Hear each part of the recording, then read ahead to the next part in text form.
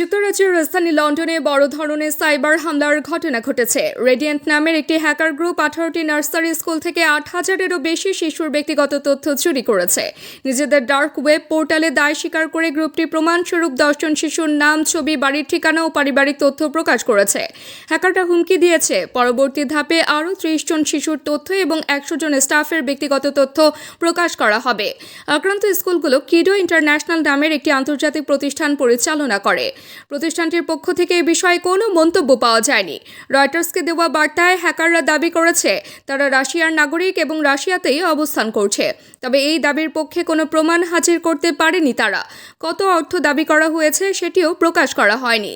লন্ডনের মেট্রোপলিটন পুলিশের cyber crime unit জানিয়েছে ঘটনাটির তদন্ত শুরু হয়েছে। চলতি বছর লন্ডনে একাধিক সাইবার হামলার ঘটনা ঘটেছে। প্রায় প্রতিটি ক্ষেত্রেই ভুক্তভোগী প্রতিষ্ঠানগুলোর কাছে অর্থ দাবি করেছে হ্যাকাররা। তবে শিশুদের তথ্য চুরির এই ঘটনা জননিরাপত্তা ও তথ্য সুরক্ষার ক্ষেত্রে নতুন মাত্রার উদ্বেগ তৈরি করেছে।